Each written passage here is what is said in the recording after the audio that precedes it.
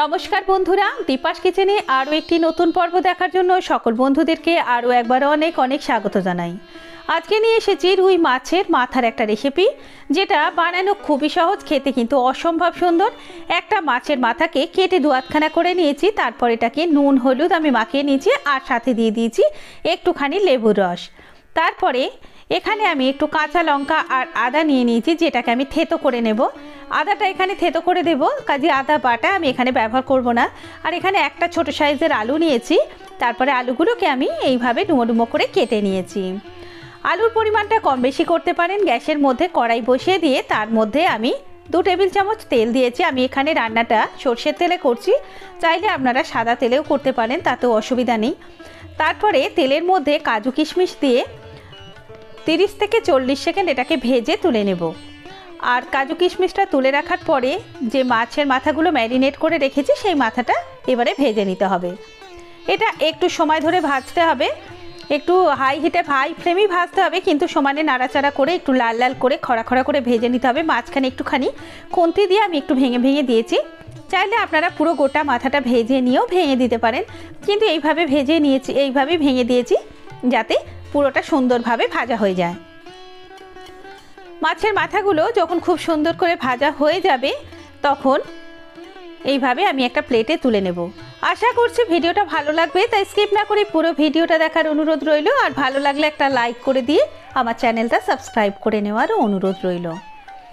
এরপরে আমি মাছের মাথাগুলোকে, ভাজা মাথাগুলোকে তুলে নেব। দেখুন, এইভাবে ভেজে নিতে হবে, একদম পুরো মুচমুচে করে ভেজে নিয়ে তুলে নিতে হবে। চলে যাবে আমি পরবর্তী পর্যায়ে। গ্যাসের মধ্যে একটু তেল দিয়ে দিয়েছি কড়াতে। কড়ার মধ্যে যে তেল ছিল তার মধ্যে আরও 1 চামচ তেল দিয়ে আমি গোটা জিরে, একটু দারচিনি আর 2টো ছোটো এলাচ আমি ভেঙে নিয়ে দিয়ে দিলাম। আর এর মধ্যে তারপরে আলুগুলো আমি দিয়ে দিলাম। আলুগুলো দিয়ে আলুগুলোকে ভেজে নেবো একটু। আর এখানে একটু নুন আর হলুদ দিয়ে আলুটাকে ভেজে নেব। এখানে আলুর সাথে সাথে আপনি যদি ক্যাপসিকাম দেন, তাহলে কিন্তু এটা আরও সুন্দর টেস্ট হবে। আমার কাছে ক্যাপসিকাম ছিল না বলে আমি দিয়ে উঠতে পারিনি। আর এর সাথে আমি দিয়ে দিলাম 2টো তেজপাতা। তেজপাতাটা ফোড়নে একই সাথে দিয়ে দেবেন, যখন এলাচ আর দারচিনি দেওয়া হলো তখন দিলেই এটা ভালো হবে, আমি দিতে ভুলে গেছিলাম। এরপরে আদা আর কাঁচা লঙ্কার যে পেস্টটা তৈরি করেছিলাম, যেটা হামালদিস্তায় আমি বেটে নিয়েছিলাম, থেতো করে নিয়েছিলাম, এটা বাটা নয়, সেটাকে আমি দিয়ে দেবো। আর এটাকে থেতো করে দেওয়ার চেষ্টা করবেন। আমি একটা টমেটো একটু কেটে নিয়ে দিলাম, আর এইখানে টমেটোটাকে একটু খুন্তি দিয়ে কেটে নিলাম। তারপরে আমি এটাকে ভালো করে কষিয়ে নেব। ততক্ষণ পর্যন্ত কষাবো যতক্ষণ না টমেটোটা পুরোপুরি নরম হয়ে গলে যায়, ততক্ষণ আমি এটাকে কষিয়ে নেব। সাথে করে দিয়ে দিলাম 1/2 চা চামচ হলুদের গুঁড়ো আর 1/2 চা চামচ জিরে গুঁড়ো, আর দিয়ে দিলাম আমি 1/2 চা চামচ লঙ্কার গুঁড়ো। সাথে দিয়ে দিলাম পরিমাণ মতো নুন আর 1 চামচ চিনি। সমস্ত উপকরণগুলো দিয়ে ভালো করে এবারে কষিয়ে নিতে থাকবো। কষাতে কষাতে টমেটোগুলো কিন্তু একেবারেই নরম হয়ে গেছে, দেখে বুঝতে পারছেন টমেটোটা একদম নরম হয়ে গেছে। আমি এটাকে 2 থেকে 3 মিনিট গ্যাসের ফ্লেমটাকে মিডিয়ামে রেখে কষিয়ে নেব। 2-3 মিনিটের মধ্যেই কিন্তু এই জায়গায় চলে আসবে। এই অবস্থায় আমি আগে থেকে ধুয়ে রাখা, একটু ভিজিয়ে রাখা গোবিন্দভোগ চাল এখানে আমি দিয়ে দিলাম। আমি এখানে নতুন গোবিন্দভোগ যে চালটা উঠেছে সেটা ব্যবহার করেছি। সেটা দিয়ে করলে এটা খুবই ভালো হবে, গন্ধটা খুব সুন্দর আসবে।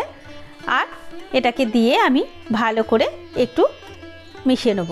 এটা আমি ভালো করে ধুয়ে 10 মিনিট ভিজিয়ে রেখে দিয়েছিলাম, যাতে চালটাও একটু নরম হয়ে গেছে আর খুব সুন্দরভাবে সেদ্ধটাও হয়ে যাবে। এইভাবে ভালো করে মিশিয়ে নিলাম। তারপরে এর মধ্যে আমি দিয়ে দেবো জল। আর যেহেতু আমি কাঁচা লঙ্কা আদার সাথে থেতো করে দিয়েছি, তাই আমি আর কাঁচা লঙ্কা দিলাম না। আপনারা যদি ঝালটা একটু বেশি পছন্দ করেন, তাহলে এখানে 2টো কাঁচা লঙ্কা চেরা আপনারা দিয়ে দিতে পারেন। এরপরে ভেজে রাখা কাজু কিশমিশটা দিয়ে আর একবার মিশিয়ে নিয়ে ঢাকা দিয়ে রেখে দেব 3-4 মিনিটের জন্য, মানে ফুটে যাওয়া পর্যন্ত। 3-4 মিনিট পরে ঢাকনাটা খুলে নেব, যেহেতু ফুটে গেছে ভালোভাবে। ফুটে যাওয়ার পরে ঢাকনাটা খুলে নিয়ে একটুখানি মিশিয়ে নিয়ে ভেজে রাখা মাছের মাথাগুলো এর মধ্যে দিয়ে আরও একবার ভালো করে সমস্তটা মিশিয়ে নেব। সবটা ভালোভাবে মিশিয়ে নেওয়ার পরে আর কিন্তু আমার 50% মতো চালগুলো সেদ্ধ হয়ে গেছে। এরপরে পুরোটা মিশিয়ে নিয়ে ঢাকা দিয়ে 10 মিনিট রেখে দেবো। তার মধ্যেই কিন্তু আমার রান্নাটা তৈরি হয়ে যাবে। ঢাকা দিয়ে দিলাম 10 মিনিটের জন্য। ফিরে আসবো 10 মিনিট পর। 10 মিনিট হয়ে গেছে, রান্না আমার প্রায় শেষের দিকে চলে এসেছি। তারপর নাড়াচাড়া করে নিয়ে ওপর থেকে ঘি গরম মশলা ছড়িয়ে দিয়ে গরম গরম সার্ভ করে দিলেই কিন্তু দারুণ স্বাদের একটা রেসিপি তৈরি হয়ে গেল। এটা ভাতের পরিবর্তেও কিন্তু আপনারা খেতে পারেন। তাহলে দেরি না করে তৈরি করে ফেলুন।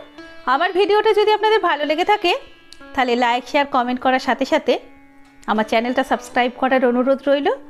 পাশে থাকা বেল নোটিফিকেশানটা অন করে দেবেন, যাতে যখনই আমি কোনো নতুন ভিডিও আপলোড করব তার নোটিফিকেশান সবার প্রথমে আপনাদের কাছে চলে যায়। ব্যাস, তাহলে আজকে এই পর্যন্তই থাক। খুব তাড়াতাড়ি আবার ফিরে আসব নতুন কোনো ভিডিও নিয়ে। এতক্ষণ আমার সঙ্গে থাকার জন্য অনেক অনেক ধন্যবাদ।